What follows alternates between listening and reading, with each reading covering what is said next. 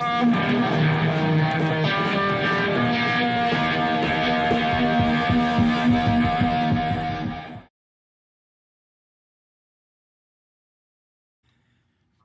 it going, everybody? Fellow students, and maybe even YouTube, depending on if I post this video or not.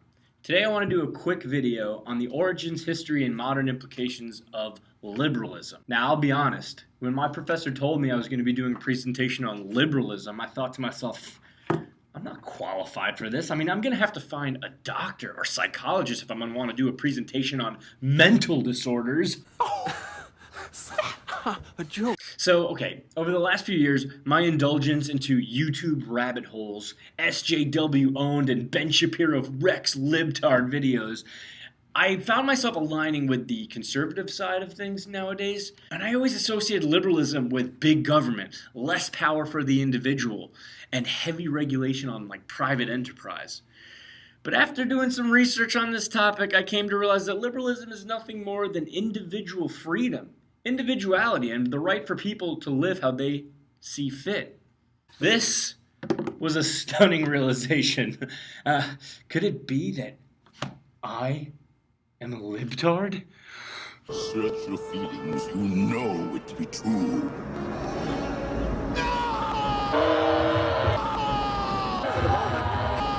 Step solution for the inaugural. No, but in all honesty, I'm still not sure what side of the political fence I sit on. But let's take a brief view of the history of liberalism and see where its origins are at. Liberalism is a Western-born ideology that's rooted in medieval Europe during the time of feudalism, where commoners or serfs worked on the land owned by vassals and lords. Upward mobility was near impossible, and religious conformity was the norm. It's easy to see why people would become disgruntled over time with this system of rule.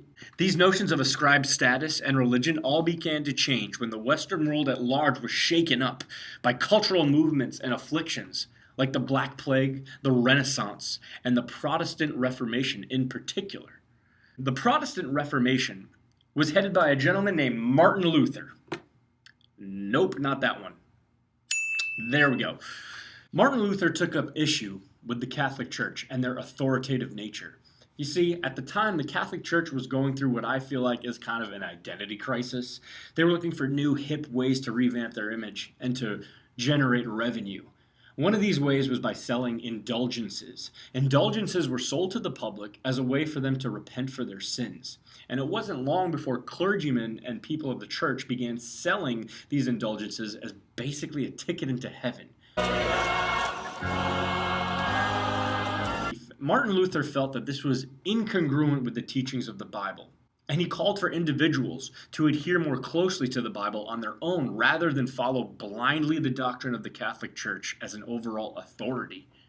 This rejection of orthodoxy and conformity led to individual conscience, which would eventually down the road turn into individual liberty in the form of great thinkers, philosophers, and writers such as Thomas Hobbes and John Locke. Thomas Hobbes was a 17th century English philosopher whose literary work, Leviathan, is credited with being the first major document with the distinctive trademarks of liberal ideology.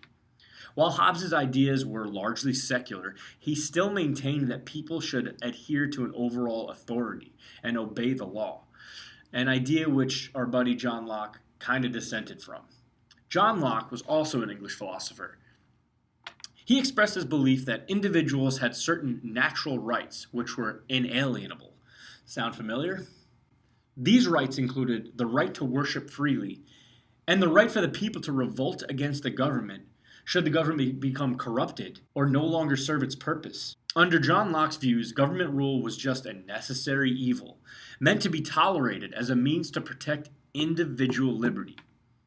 His ideas and literature are largely influential in modern Western civilization, particularly when it came time for a couple of old colonialists to draft up a little something called the Declaration of Independence in 1776. Basically, John Locke is the freaking man. John Locke's ideas and the idea of individual liberty began to take root in the forms of the American and French revolutions. Important documents drafted by the colonists, such as the Declaration of Independence and the Constitution, were calling for the rights of the individual to be at the forefront of these new forms of government. Liberalism was beginning to take root as a governing ideology in regards to individual liberty. But what about economic liberty? At a time when a system called mercantilism forced the British colonies into economic dependence, a desire for a more liberal economic structure was emerging. Ideas such as laissez-faire by French physiocrats and more modern conceptualizations of capitalism by Adam Smith were both born from the idea that the individual has a right to pursue his or her own economic interests. Adam Smith believed in what he referred to as the invisible hand of individual commerce, which guided markets to function on their own without government interference. He also did maintain that from time to time, the very visible hand of government had to step in once private entities started not playing by the rules. Liberal ideology led to the abolition of slavery across many countries in Europe in the early 1800s. And eventually, though a little late to the party, good old US of A joined in 1865. Sorry I'm late. It's just like this new schedule's totally confusing. As I began to read and learn more about liberalism, I gained a much better understanding of what it's all about. Individual liberty, whether that's economic, religious, or civil rights. If you ask me, that sounds pretty freaking American. So, with these virtues in mind, everyone should be on the same page, right? Wrong. That is absolutely Wrong. proved. However, a division among liberals occurred during the time of the Industrial Revolution, when the working class were subjected to dangerous working conditions. You see, some liberals began to assert that it was the responsibility of the government to rescue people from poverty, illness, and ignorance. Thus, welfare liberals were born, also referred to by classical liberals as big government liberals. See, I knew big government was in there somewhere. I am very, very sneaky, sir. So now we have a split between neoclassical liberals, or libertarians, who advocate for as small of a government as possible, and welfare liberals. Both value individual liberty over everything else, but welfare liberals no longer viewed government as a necessary evil, but instead an instrument and positive force for promoting equal opportunity for all. Neoclassical liberals of the 19th century often referred to the Darwinian theory of evolutionary survival as the premise for their hands-off government approach. But those people are few and far between, as welfare liberals seem to have taken the majority of the popular opinion nowadays. So, in conclusion, you have two schools of thought when it comes to liberal ideology today: your welfare liberals and your libertarians. Both camps agree that individual liberty should be the end goal of their concept of freedom. However, the means to the end is where they differ.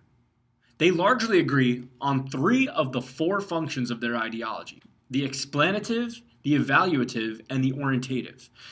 But the program and implementation of all these processes is different.